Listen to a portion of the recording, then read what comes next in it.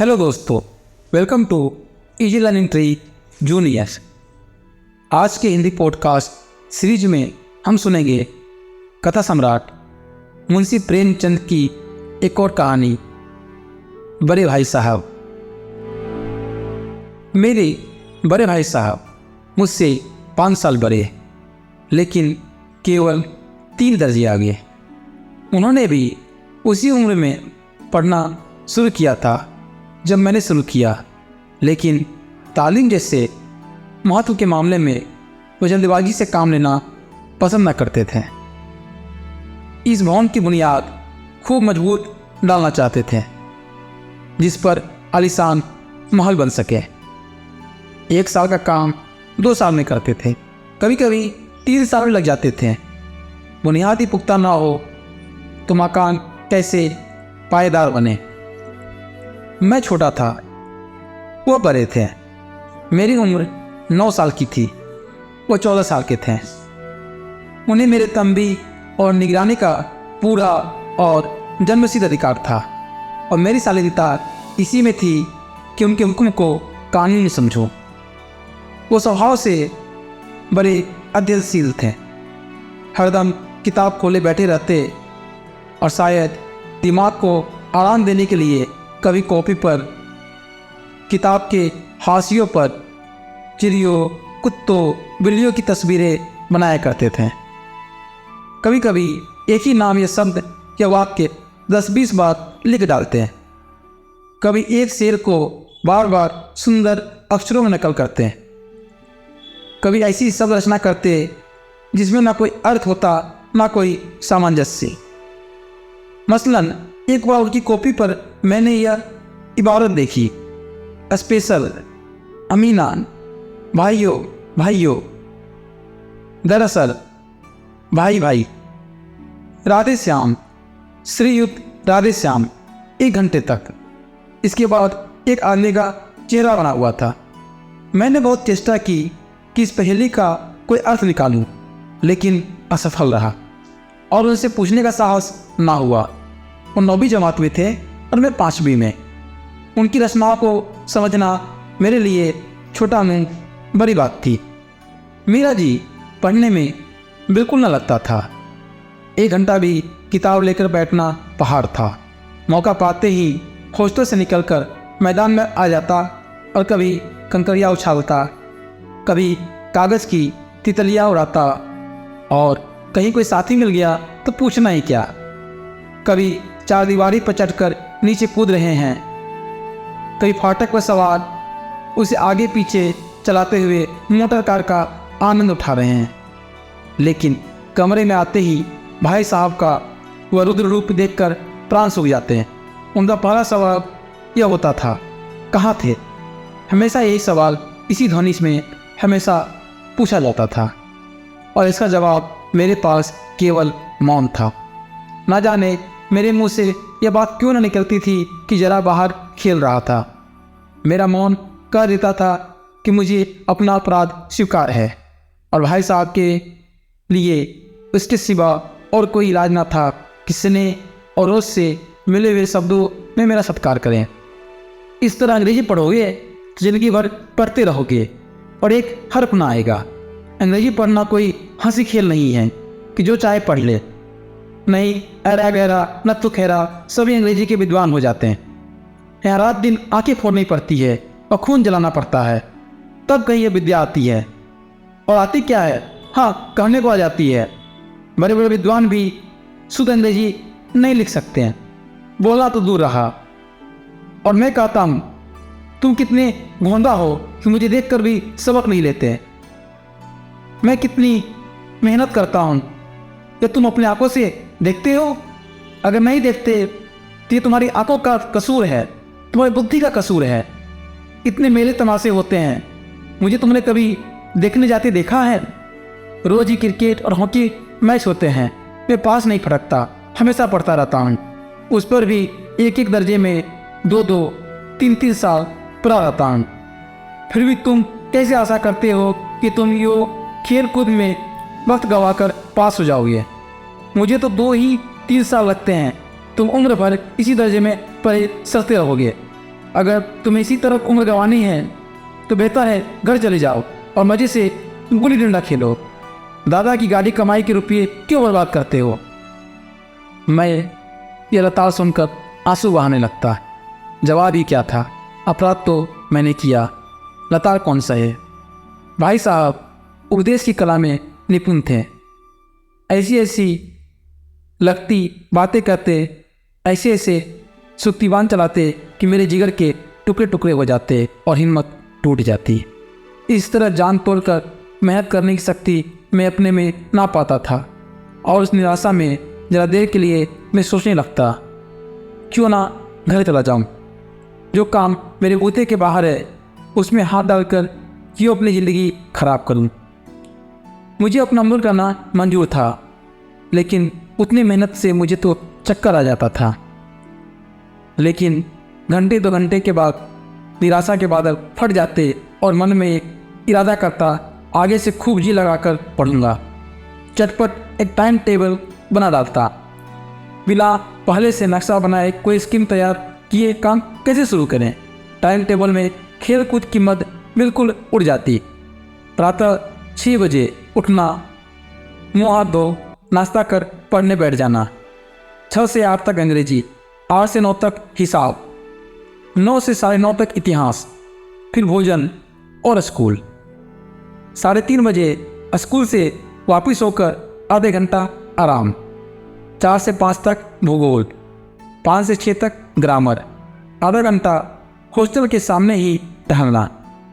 6:30 से 7 तक अंग्रेजी कंपोजिशन, फिर भोजन करके 8 से 9 तक अनुवाद, 9 से 10 तक हिंदी, 10 से 11 तक विविध विषय, फिर विश्राम। मगर टाइम टेबल बना लेना एक बात है, उस पर अमल करना दूसरी बात। पहले ये दिन उसकी अवहेलना शुरू हो जाती।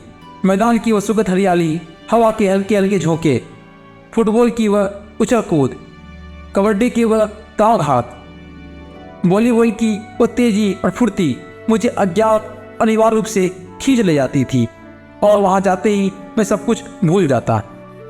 वो जानलेवा टाइम टेबल, वो आँख फूट पुस्तकें, किसी की याद न रहती और भाई साहब को नसीहत और फजीयत का अवसर मिल जाता। मैं उनके साये से भागता, उनकी आंखों से दूर रहने की चेष्टा करता। कमरे में इस तरह दबे पाँव आता कि उन्हें खबर ना हो। उनकी नज़र मेरी ओर उठी और मेरे प्राण निकले। हमेशा सिर पर एक नंगी तलवार सी लटकती मालूम होती। फिर भी जैसे मौत और विपत्ति के बीच भी आदमी मोह और माया के बंधन में जकड़ा रहता है। मैं फटकार और गुरतिया खाकर भी खेल कूद का तिरस्कार ना कर सकता था। सालाना इम्तहान हुआ, भाई साहब फेल हो गए, मैं पास हो गया और दर्जे में प्रथम आया। मेरे और उनके बीच में केवल 2 साल का अंतर रह गया। जी मैं आया, भाई साहब को आरे हाथों लूँ, आपकी वो घोर तपस्या कहाँ गई? नीचे देखिए, मज़े से खेलता भी रहा और दर्जे में अव्वल भी हूँ। लेकिन वो इतने दुखी और उदास थे कि मुझे उनसे दिली हमदर्दी हुई और उनके घाव पर नमक छिड़कने का विचार ही लज्जास्पद जान पड़ा। हाँ, अब मुझे अपने ऊपर कुछ अभिमान हुआ और आत्मसम्मान भी बढ़ा। भाई साहब का आरोप मुझ पर ना रहा। आज़ादी से खेलकूद में शरीक होने लगा। दिल मजबूत था। अगर उन्होंने फिर मेरी फजीयत की तो साफ कह दूंगा, आपने अपना खून जलाकर कौन सा तीर मार लिया। मैं तो खेलते कूदते दर्जे में अव्वल आ गया। जवान से ये हेकरी जताने का साहस न होने पर भी मेरे रंग ढंग से साफ जाहिर होता ताकि भाई साहब का वह आतंक मुझ पर नहीं था। भाई साहब ने इसे भांप लिया। उनकी सारी बुद्धि बड़ी तीव्र थी और एक दिन जब मैं भोर का सारा समय गुल्ली डंडे की भेंट करके ठीक भोजन के समय लौटा तो भाई साहब ने मानो तलवार खींच ली और मुझ पर टूट पड़े। देखता हूँ इस साल पास हो गए और दर्जे में अव्वल आ गए तो तुम्हें दिमाग हो गया है, मगर भाईजान घमंड तो बड़े बड़े का नहीं रहा। तुम्हारी क्या हस्ती है? इतिहास में रावण का हाल तो पढ़ा ही होगा। उसके चरित्र से तुमने कौन सा उपदेश लिया? ये यूँ ही पढ़ गए। महज इम्तिहान पास कर लेना कोई चीज़ नहीं है। असल चीज़ है बुद्धि का विकास। जो कुछ पढ़ो उसका अभिप्राय समझो। रावण भूमंडल का स्वामी था। ऐसे राजाओं को चक्रवर्ती कहते हैं। आजकल अंग्रेजों के राज का विस्तार बहुत बढ़ा हुआ है, पर इन्हें चक्रवर्ती नहीं कर सकते हैं।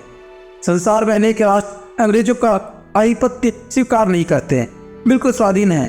रावण चक्रवर्ती राजा था। संसार के सभी महीप उसे कर देते थे। बड़े बड़े देवता उसकी गुलामी करते थे। आग और पानी के देवता भी उसके दास थे। मगर उसका अंत क्या हुआ?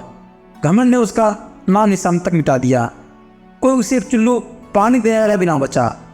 आदमी और जो कुकर्म चाहे करे, पर अभिमान ना करे, इतराए नहीं। अभिमान किया और दिन दुनिया दोनों से गया। शैतान का आदमी पढ़ाई होगा, उसे यह अभिमान होगा कि ईश्वर का उससे बढ़कर सच्चा भक्त कोई है ही नहीं। अंत में यह हुआ कि स्वर्ग से नरक में ढकेल दिया गया। शाहरुख ने भी एक बार अहंकार किया था, भीख मांग मांग कर मर गया। तुमने तो केवल एक दर्जा पास किया है और अभी से तुम्हारे सिर फिर गए। तब तो तुम आगे बढ़ चुके। ये समझ लो कि तुम अपनी मेहनत से नहीं पास हुए। अंधे के हाथ बटेर लग गई, मगर बटेर केवल एक बार हाथ लग सकती है, बार बार नहीं लग सकती। कभी कभी गुल्ली डंडे में भी अंधा चोट निशाना पड़ जाता है। इससे कोई सफल खिलाड़ी नहीं हो जाता। सफल खिलाड़ी वह है जिसका कोई निशाना खाली ना जाए। मेरे फेल होने पर मत जाओ। मेरे दर्जे में आओगे तो दांतों पसीना आ जाएगा। जब अलजबरा और ज्योमेट्री के लोहे के चने चबाने पड़ेंगे और इंग्लिस्तान का इतिहास पढ़ना पड़ेगा। बादशाहों के नाम याद रखना आसान नहीं। 8-8 हेनरी ही गुजरे हैं। कौन सा कांड किस हेनरी के समय में हुआ, क्या ये याद कर लेना आसान समझते हो? हेनरी 7वीं की जगह हेनरी 8वां लिख दिया और सब नंबर गायब। सपाचक सिफर भी ना मिलेगा, सिफर भी हो किस ख्याल में? दर्जनों तो जेम्स हुए हैं, दर्जनों विलियम, कोडी और चार्ल्स। दिमाग चक्कर खाने लगता है, आंधी रोग हो जाता है। इन अभावों को नाम देना जुड़ते थे।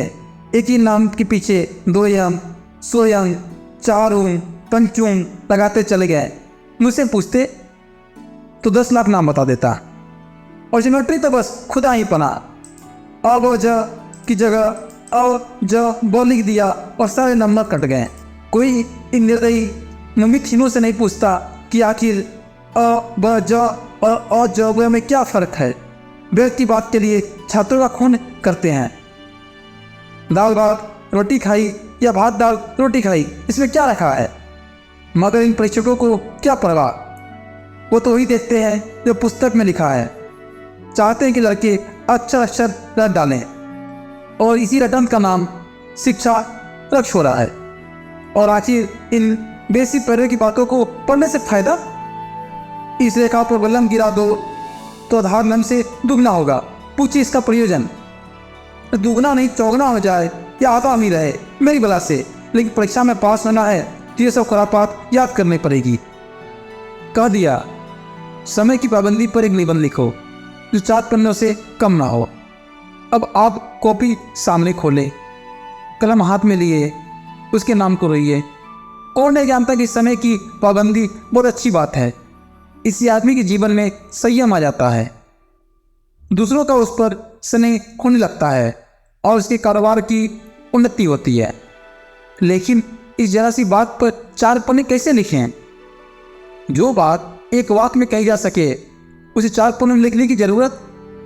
मैं तो इसे हिमाकत कहता हूँ। यह तो समय की किफ़ायत नहीं बल्कि उसका दुरुपयोग है कि व्यर्थ में किसी बात को ठूस दिया जाए। हम चाहते हैं आदमी को जो कुछ कहना है चरपट कर दे और अपनी गा ले, मगर नहीं, आपको 4 पन्ने रंगने पड़ेंगे। चाहे जैसे लिखिए और पन्ने भी पूरे फुल स्केप आकार के। ये छात्र पर अत्याचार नहीं तो और क्या है? अनर्थ तो यह है कि कहा जाता है संक्षेप में लिखो। समय की पाबंदी पर संक्षेप में एक निबंध लिखो जो 4 पन्नों से कम ना हो। ठीक, संक्षेप में तो 4 पन्ने हुए, नहीं शायद 100-200 पन्ने लिखवाते। तेज भी दौड़िए और धीरे धीरे भी। है उल्टी बात है या नहीं? बालक भी इतनी सी बात समझ सकता है, लेकिन इन अध्यापकों को इतनी तमीज भी नहीं। उस पर दावा है कि हम अध्यापक हैं। मेरे दर्जे में आग लगा तो ये सारे पापड़ बेलने पड़ेंगे और तब आटे दाल का भाव मालूम होगा। इस दर्जे में अव्वल आ गए को तो ज़मीन पर पाँव नहीं रखते हैं। इसलिए मेरा कहना मानिए, लाख फेल हो गया हूँ लेकिन तुमसे बड़ा हूँ। संसार का मुझे तुमसे कहीं ज़्यादा अनुभव है। जो कुछ कहता हूँ उसे गिरह बांधिए, नहीं पछताइएगा। स्कूल का समय निकट था। नहीं ईश्वर जाने ये उपदेश माला कब समाप्त होती। भोजन आज मुझे स्वाद सा लग रहा था। जब पास होने पर यह तिरस्कार हो रहा है तो फेल हो जाने पर तो शायद प्राण ही ले लिए जाए। भाई साहब ने अपने दर्जे की पढ़ाई का जो भयंकर चित्र खींचा था उसने मुझे भयभीत कर दिया। स्कूल छोड़कर घर नहीं भागा, एक ताज्जुब है। लेकिन इतने तिरस्कार पर भी पुस्तकों में मेरी रुचि जो कि त्यों बनी रही। खेल कूद का कोई अवसर हाथ से न जाने देता। पढ़ता भी मगर बहुत कम, बस इतना कि रोज टास्क पूरा हो जाए और दर्जे में जल्दी ना आना पड़े। अपने ऊपर जो विश्वास पैदा हुआ था वो फिर लुप्त हो गया और फिर चोरों का सा जीवन कटने लगा। फिर सालाना इम्तहान हुआ और कुछ ऐसा संयोग हुआ कि मैं फिर पास हुआ और भाई साहब फिर फेल हो गए।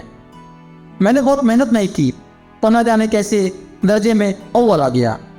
मुझे खुद अचरज हुआ। भाई साहब ने प्राणांतक परिश्रम किया। कोर्स का एक एक सब चाट गए थे। 10 बजे रात तक इधर, 4 बजे भोर से उधर, 6 से 9:30 तक स्कूल जाने के पहले मुद्रा कांतिहीन हो गई थी, मगर बेचारे फेल हो गए। मुझे उन पर दया आती थी। नतीजा सुनाया गया तो वो रो पड़े और मैं भी रोने लगा। अपने पास होने की खुशी आधी हो गई। मैं भी फेल हो गया होता तो भाई साहब को इतना दुख ना होता, लेकिन विधि की बात कौन टाले। मेरे और भाई साहब के बीच में अब केवल एक दर्जे का अंतर और रह गया। मेरे मन में एक कुटिल भावना उदय हुई कि कहीं भाई साहब एक साल और फेल हो जाए तो मैं उनके बराबर हो जाऊं, फिर वो किस आधार पर मेरी फजीयत कर सकेंगे। लेकिन मैंने इस विचार को दिल से बलपूर्वक निकाल डाला। आखिर वो मुझे मेरे हित के विचार से ही तो डांटते हैं। मुझे इस वक्त अप्रिय लगता है अवश्य, मगर यह शायद उनके उपदेशों का ही असर है कि मैं धनाधन पास हो जाता हूँ और इतने अच्छे नंबरों से। अब भाई साहब बहुत कुछ नरम पड़ गए थे। कई बार मुझे डांटने का अवसर पाकर भी उन्होंने धीरे से काम लिया। शायद अब वो खुद समझने लगे थे कि मुझे डांटने का अधिकार उन्हें नहीं रहा, या रहा भी तो बहुत कम। मेरी स्वच्छंदता भी बढ़ी। मैं उनकी सहिष्णुता का अनुचित लाभ उठाने लगा। मुझे कुछ ऐसी धारणा हुई कि मैं पास हो ही जाऊंगा, पढ़ूं या ना पढ़ूं। मेरी तकदीर बलवान है। इसलिए भाई साहब के डर से जो थोड़ा बहुत पढ़ लिया करता था वो भी बंद हो गया। मुझे कनकौवे उड़ाने का नया शौक पैदा हो गया था और अवसर समय पतंगबाजी की ही भेंट होता था। फिर भी मैं भाई साहब का अदब करता था। आम की नज़र बचाकर कनकौवे उड़ाता था। मांझा देना, कन्ने बांधना, पतंग टूर्नामेंट की तैयारियां आदि समस्याएं सब गुप्त रूप से हल की जाती थी। मैं भाई साहब को ये संदेह न करने देना चाहता था कि उनका सम्मान और लिहाज मेरे नज़रों में कम हो गया है। एक दिन संध्या समय हॉस्टल से दूर में एक कनकौवा लूटने बेतहाशा दौड़ा जा रहा था। आंखें आसमान की ओर थी और मन उस आकाशगामी पथिक की ओर जो मंद गति से झूमता पतन की ओर चला जा रहा था। मानो कोई आत्मा स्वर्ग से निकलकर विरक्त मन से नए संस्कार ग्रहण करने जा रही हो। बालकों की पूरी सेना लग गई और झाड़दार बांस लिए उनका स्वागत करने को दौड़ी आ रही थी। किसी को अपने आगे पीछे की खबर न थी। सभी मानो उस पतंग के साथ ही आकाश में उड़ रहे थे, जहाँ सब कुछ समतल है, न मोटर कारें हैं, न ट्राम, न गाड़ियाँ। सहसा भाई साहब से मेरी मुठभेड़ हो गई, जो शायद बाजार से लौट रहे थे। उन्होंने वहीं हाथ पकड़ लिया और उग्र भाव से बोले, इन बाजारी लौंडों के साथ रेले के कनकौवे के लिए दोस्तों तुम्हें शर्म नहीं आती? तुम्हें इसका भी कुछ लिहाज नहीं है कि तुम अब नीची जमात में नहीं हो, बल्कि 8वीं जमात में आ गए हो, मुझसे की ओर एक दर्जा नीचे हो। आखिर आदमी को कुछ तो अपनी पोजीशन का ख्याल रखना चाहिए। एक ज़माना था कि लोग 8वां दर्जा पास करके नायब तहसीलदार हो जाते थे। मैं कितने ही मिडलिचियों को जानता हूँ जो आज अव्वल दर्जे के डिप्टी मजिस्ट्रेट या सुपरिटेंडेंट हैं। कितने ही 8वीं जमात वाले हमारे लीडर और समाचार पत्रों के संपादक हैं। बड़े बड़े विद्वान उनकी मातहती में काम करते हैं और तुम उसी 8वीं दर्जे में आकर बजाय लोगों के साथ कलकोवे के लिए दो रहे हो। मुझे तुम्हारी इस कम अकल पर दुख होता है। तुम जहीन हो, इसमें शक नहीं, लेकिन वह जहर किस काम का जो हमारे आत्मगौरव की हत्या कर डाले। तुम अपने दिल में समझते होगे मैं भाई साहब से महज एक दर्जा नीचे हूँ, अब उनको मुझे कुछ कहने का हक नहीं, लेकिन यह तुम्हारी गलती है। मैं तुमसे 5 साल बड़ा हूँ और चाहे आज तुम मेरी ही जमात में आ जाओ और परीक्षकों का यही हाल है तो निसंदेह अगले साल तुम मेरे समकक्ष हो जाओगे और शायद 1 साल बाद मुझसे आगे भी निकल जाओ। लेकिन मुझ में और तुम में जो 5 साल का अंतर है उसे तुम क्या खुदा भी नहीं मिटा सकता। मैं तुमसे 5 साल बड़ा हूँ और हमेशा रहूँगा। मुझे दुनिया का और ज़िंदगी का जो तजुर्बा है तुम उसकी बराबरी नहीं कर सकते। चाहे तुम MD और DPhil और DLT क्यों ना हो जाओ। समझ किताबें पढ़ने से नहीं आती, दुनिया देखने से आती है। हमारी अम्मा ने कोई दर्जा नहीं पास किया और दादा भी शायद 5वीं 6वीं जमात के आगे नहीं गए, लेकिन हम दोनों चाहे सारी दुनिया की विद्या पढ़ ले, अम्मा और दादा को हमें समझाने और सुधारने का अधिकार हमेशा रहेगा। केवल इसलिए नहीं कि हमारे जन्मदाता हैं, बल्कि इसलिए कि उन्हें दुनिया का हमसे ज़्यादा तजुर्बा है और रहेगा। अमेरिका में किस तरह की राज्य व्यवस्था है और 8वें हेनरी ने कितने ब्याह किए और आकाश में कितने नक्षत्र हैं, यह बातें चाहें उन्हें ना मालूम हो, लेकिन हजारों ऐसी बातें हैं जिनका ज्ञान उन्हें हमसे और तुमसे ज़्यादा है। देर ना करे, आज मैं बीमार हो जाऊं तो तुम्हारे हाथ पांव फूल जाएंगे। दादा को तार देने के सिवा तुम्हें और कुछ ना सूझेगा, लेकिन तुम्हारी जगह दादा हो तो किसी को तार ना दे, ना घबराएं, ना बदमाश हो, पहले खुद मर्द पहचान कर इलाज करेंगे। उसमें सफल ना हुए तो किसी डॉक्टर को बुलाएंगे। बीमारी तो खैर बड़ी चीज़ है, हम तुम तो इतना भी नहीं जानते कि महीने भर का खर्च महीना भर कैसे चले। जो कुछ दादा बेचते हैं उसे हम 20-22 तक खर्च कर डालते हैं, फिर पैसे पैसे को मोहताज हो जाते हैं। नाश्ता बंद हो जाता है, धोबी और नाई से मुँह चुराने लगते हैं। लेकिन जितना आज हम और तुम खर्च कर रहे हैं उसके आधे में दादा ने अपनी उम्र का बड़ा भाग इज्जत और नेकनामी के साथ निभाया है। कुटुंब का पालन किया है, जिसमें सब मिलकर 9 आदमी थे। अपने हेडमास्टर साहब को ही तो देखो, MA है कि नहीं, और यहाँ के MA नहीं ऑक्सफोर्ड के 1000 रुपये पाते हैं, लेकिन उनके घर का इंतजाम कौन करता है? उनकी बूढ़ी माँ। हेडमास्टर साहब की डिग्री यहाँ बेकार हो गई। पहले खुद घर का इंतजाम करते थे, खर्च पूरा न पड़ता था, कर्जदार आते थे। जब से उनकी माताजी ने प्रबंध अपने हाथ में ले लिया है, जैसे घर में लक्ष्मी आ गई है। तो भाईजान, यह गरूर दिल से निकाल डालो कि तुम मेरे समीप आ गए हो तो अब स्वतंत्र हो। मेरे देखते तुम बेराना चल नहीं पाओगे। भाई साहब ने आगे थप्पड़ दिखाते हुए कहा, अगर तुम यूँ न मानोगे तो मैं इसका प्रयोग भी कर सकता हूँ। मैं जानता हूँ तुम्हें मेरी बातें जार लग रही हैं। मैं उनकी इस नई युक्ति से नतमस्तक हो गया। आज मुझे सचमुच अपनी लघुता का अनुभव हुआ और भाई साहब के प्रति मेरे मन में श्रद्धा उत्पन्न हुई। मैंने सजल आंखों से कहा, हरगिज नहीं, आप जो कुछ फरमा रहे हैं बिल्कुल सच है और आपको उसको कहने का अधिकार है। भाई साहब ने मुझे गले से लगा लिया और बोले, मैं कनकौवे उड़ाने को मना नहीं करता, मेरा भी जी ललचाता है, लेकिन करूँ क्या? खुद बेराह चलूँ तो तुम्हारी रक्षा कैसे करूँ? ये कर्तव्य भी तो मेरे सिर है। संयोग से उसी वक्त एक कटा हुआ कनकौवा हमारे ऊपर से गुजरा। उसकी डोर लटक रही थी। लड़कों का एक गोल पीछे पीछे दौड़ा चला आता था। भाई साहब लंबे हैं ही, उछल कर उसकी डोर पकड़ ली और बेतहाशा हॉस्टल की तरफ दौड़े। मैं पीछे पीछे दौड़ रहा था। हिंदी पॉडकास्ट के नए अंक में फिर आपसे मुलाकात होगी। तब तक के लिए धन्यवाद।